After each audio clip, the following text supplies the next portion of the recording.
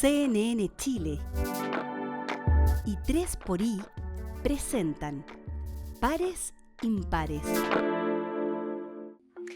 Estamos aquí una vez más tratando de encontrar ciertas claves que a veces nos permiten avanzar más rápido, acelerar o más bien derribar esas barreras que nos impiden colaborar, que tienen impacto también en el desarrollo y en el crecimiento del país y en el bienestar general de las personas, porque la falta de confianza, la falta de colaboración, no solo tiene un impacto muy concreto en que nos cuesta todo mucho más para emprender juntos una tarea como nación, sino que en lo cotidiano se vive áspero, se vive incómodo, nos hace perder energía. Y es por eso que quisimos invitar a Mónica Retamales, directora ejecutiva de Fundación Codea, en parte porque el rol de esta fundación ha significado tender puentes hacia muchos rincones de la sociedad y construir una infraestructura que colabora con la cohesión y con la confianza. Bienvenida, Mónica. Muchas gracias, Paloma. Encantada de estar aquí. Lo primero que me encantaría en una línea es que nos dijeras qué hace Fundación Codea. Empodera a personas para que se sientan preparadas para el desafío de esta hiperaceleración digital y para que ojalá puedan aprovechar las posibilidades, las oportunidades que esta revolución ofrece. Nos parecía muy interesante ver tu experiencia porque gran parte de lo que el mundo está viendo como un efecto del desarrollo de las nuevas tecnologías y de la inteligencia artificial es el aumento de las brechas. Pero si nosotros nos remitimos a los 2000, la promesa de Internet y la promesa de la globalización era la promesa de la democratización. Y Fundación Codea justamente hace lo que esa promesa había dicho. O sea, en el fondo le dice a personas que hoy día tienen trabajo de mala calidad o que no los satisfacen, les dicen, mira, yo con un curso de 7 meses te voy a habilitar para este nuevo mundo digital, y lo hace y transforma la vida de las personas. Eso es muy sorprendente. O sea, lo primero que quería yo conocer es eso, es cuál es tu fe, a pesar de lo que está pasando en otras dimensiones del mundo, en que sí la tecnología, sí la globalización, sí la nueva era digital puede todavía ser un puente para transformar la vida de las personas.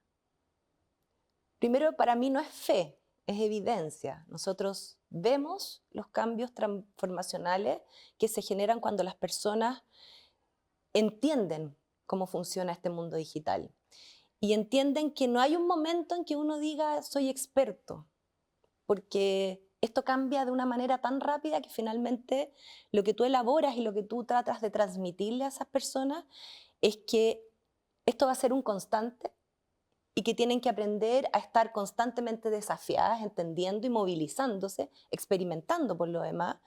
Y cuando instalas como ese mindset en la cabeza de cualquier ser humano, ves cómo aflora y cómo encuentran posibilidades y donde estas conexiones que eventualmente ellas tienen con su, por ejemplo, negocio o con su interés vocacional, etcétera. Cuando eso lo empiezas a visualizar, uno ve que esas personas rápidamente se suben a esta curva. O sea, como que aprenden a aprender. Exactamente, exactamente, porque nos metieron en algún minuto en el ADN que nosotros teníamos que estudiar una cantidad de años, hacer una carrera y después íbamos a tener un curso así como eterno en el mismo lugar o en el mismo área de expertise. Eso se murió hace mucho rato en el mundo. No, y me encanta la figura que hiciste, porque hiciste como una elevación. Y la verdad es que no necesariamente la vida es así. O sea, cada vez es menos. De hecho, tú ves a las futuras generaciones y te das cuenta que ellos tampoco piensan en que esto va a ser lineal para nada. Ellos podrían hoy día trabajar de Uber, mañana hacer un curso de especialización, trabajar ahí, volver a estudiar y cambiarse de tema. Esa movilidad, una la está viendo en todo el mundo y yo veo que es una tremenda posibilidad y una oportunidad. Y eso es lo que me parece interesante. Las personas que nosotros hemos formado, muchos años después me dicen, oye, yo estoy viviendo ahora, no tengo idea, en Canadá, en Europa. Claro, me Yo cambió decir, la vida wow, radicalmente. qué interesante. Y no necesariamente en tecnología, es simplemente la posibilidad de aprovechar todo esto que se genera en estas redes mundiales. Me encanta que hayas terminado con redes, tu frase, porque gran parte de lo que nos llamó a nosotros la atención para que vinieras a Pares Impares es escucharte hablar de la necesidad de la generación de redes, entre el mundo privado y con el Estado, con personas y con instituciones que no son novias. Yo te conozco hace mucho tiempo y diría que una característica muy específica tuya y de tu equipo es que siempre es como, tú tienes eso, yo quiero conocer, yo quiero aprender, yo quiero entender, yo quiero hacer algo en conjunto, ¿no? Y entonces me encantaría primero, en una época tan desafiante como esta, que estamos eligiendo en un nuevo gobierno, que vamos a salir a otra etapa, ¿cuál es la importancia de la colaboración público-privada? Es clave. O sea, es evidente que el Estado dejó de funcionar. No en Chile, en el mundo. La capacidad de delivery de los gobiernos es cercana a cero. Y eso es lo que genera gran parte de lo que estamos viviendo a nivel mundial. Por lo tanto, yo creo que quienes están en el poder tienen que reconocer que no vienen aquí no son dioses y que necesitan a todos los que quieran sumar en la mesa. Creo que es fundamental. Creo que es evidente que para hacer los cambios profundos que necesita Chile, se necesita aquellos que saben de esos cambios profundos. Yo represento a una ONG y de verdad que la cantidad de pedagogía que tenemos que hacer sobre el tema digital a quienes gobiernan es altísima. Y yo no lo podría hacer desde una mirada soberbia. Tengo que entender que hay un otro que efectivamente no tiene por qué saber y hay que hacer mucha pedagogía.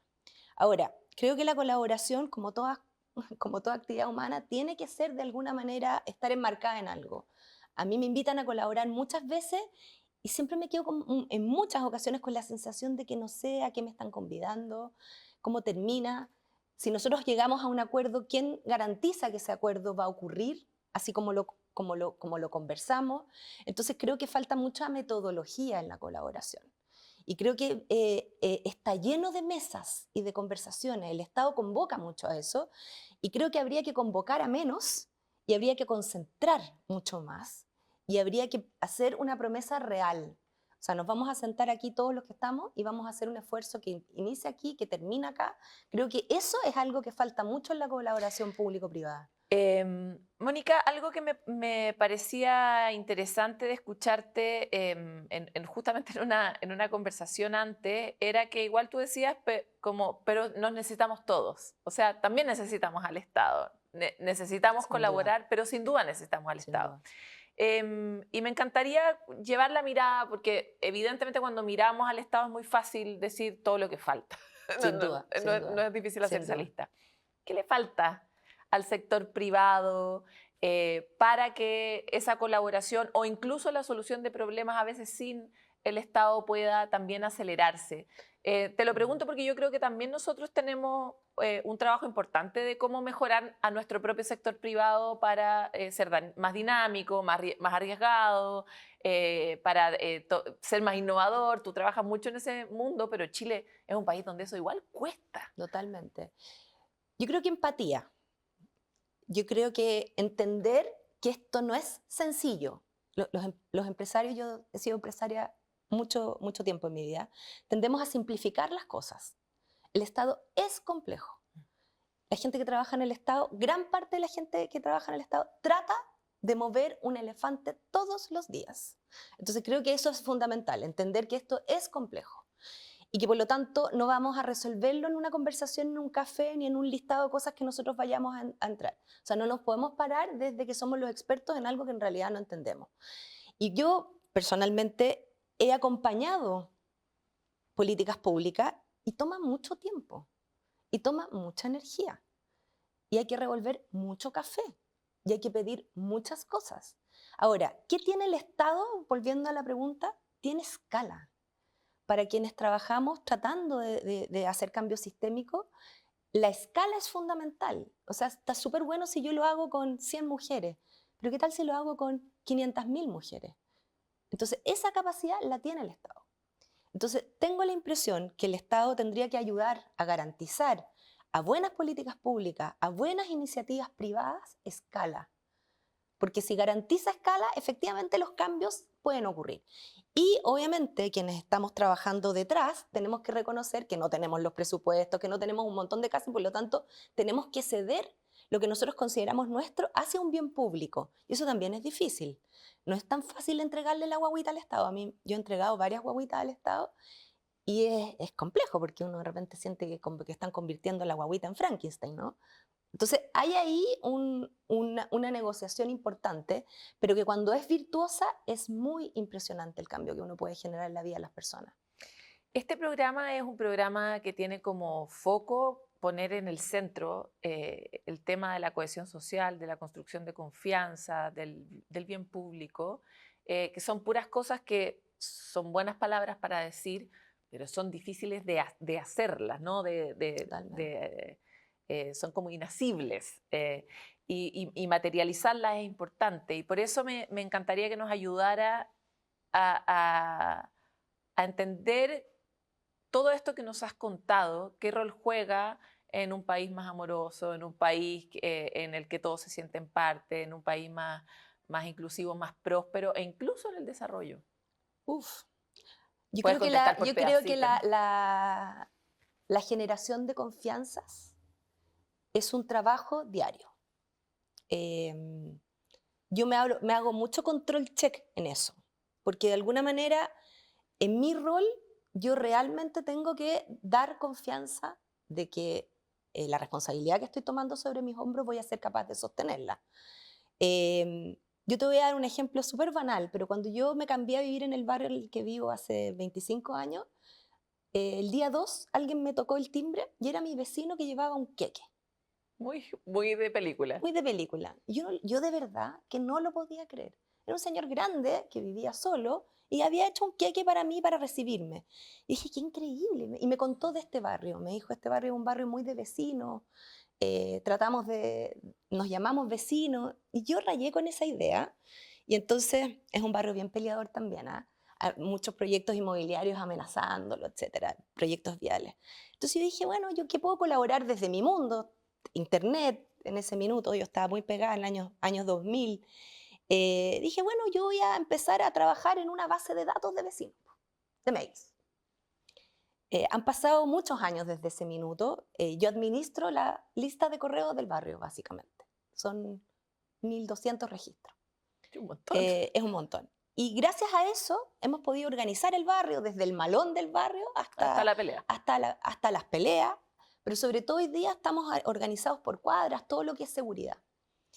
Yo te diría que eso que hay en ese barrio contribuye a la paz social, al diálogo, a la sensación de que somos personas más felices de donde estamos viviendo. O sea, cosas pequeñas que todos podemos hacer pueden cambiar literalmente vida de muchos. Entonces yo creo que al final uno se tiene que parar siempre desde ahí, desde lo que yo puedo hacer.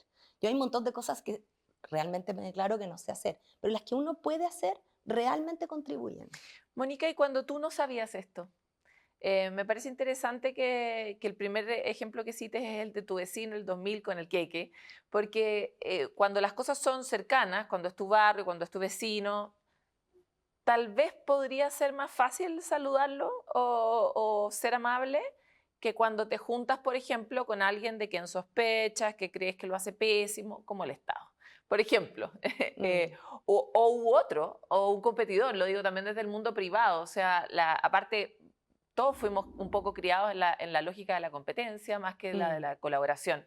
Entonces, me encantaría saber un poco cuál fue un poco tu momento eureka respecto de que tenías que cambiar tu modo en lo privado, en lo laboral, en la vida cotidiana, en tus interacciones, para entrar en un modo te llevo el queque. Bueno, yo vengo de una industria, la industria tecnológica, que fue una industria que en algún minuto pensó que iba a cambiar el mundo. Y vaya que lo cambió. Pero de verdad que los que vivimos como la construcción de Internet, yo entré a la industria en el 97,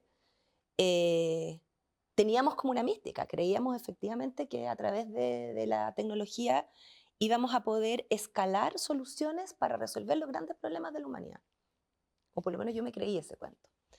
Y para mí fue súper dramático lo que pasó con la industria. Porque además era choro que habíamos muchos neurodivergentes en esta ecuación, entonces también había algo muy, muy fuerte de cómo los excluían, los que nos metían en el sótano. Eh, Ustedes tal vez no te acordáis de esa época, pero los tecnológicos, los técnicos estábamos metidos realmente, literalmente en los sótanos. Hoy día son los gerentes generales más poperos del planeta, ¿no? Y a mí me pasó en algún minuto que como que sentí que me tenía que hacer cargo un poco de lo que nos estaba pasando como industria. La falta de conexión, el empezar a medir todo por clics, la falta de humanidad de las construcciones digitales que estamos haciendo. Eh, yo creo que he tenido varios momentos eureka, pero tal vez el más heavy, empresarialmente hablando, me tocó armar una empresa muy grande en algún minuto. Y dije, finalmente voy a ser millonaria. Era como que eso era como que había firmado un acuerdo así súper importante con los gringos y todo. Y tenía que armar un centro de desarrollo tecnológico con mucha gente. Y empecé a buscar a esa gente, tenía que en un mes tener contratados, ponte tú, que a 200 personas. Y no encontré a nadie en Chile. No encontré gente en Chile que tuviera las competencias que me estaba pidiendo mi socio americano. Entonces terminé viajando a la India, trayéndome indios a vivir a Chile. Bueno, esa es otra historia. Pero me di cuenta de la tamaña oportunidad que nos estábamos perdiendo. Así, literal. Y ahí fue que nace un poco esta idea de cambiarme al tercer sector y de realmente Formar gente para formar que participe de la gente y revolución. tratar de convencer políticas públicas, decir, como la India. Yo cuando era chica con las monjas rezaba por los niños en la India. Como la India hoy día es esa potencia y es gracias a haber apostado a los talentos instalados. Entonces, eso, creo que un país como este, esa podría ser una posibilidad. ¿Qué característica tiene el talento digital que tú desarrollas pensando justamente en no reproducir el monstruo? Porque hoy día sí sabemos todos los días, hoy día las grandes tecnológicas tienen más poder que muchos países juntos y hay muchos de sus efectos que realmente nos destruyen. Entonces, ¿cuál es la característica y cómo se enseña un talento digital con sentido de humano, de cohesión social y de crecimiento colectivo? De partida yo creo que esto tiene que masificarse a nivel escolar porque la innovación temprana realmente genera así, pero los niños inmediatamente sienten que esto tiene sentido, porque ellos viven ahí. Entonces tú les estás enseñando cómo generar algo interesante con eso que consumen, con eso que a veces daña, ¿no?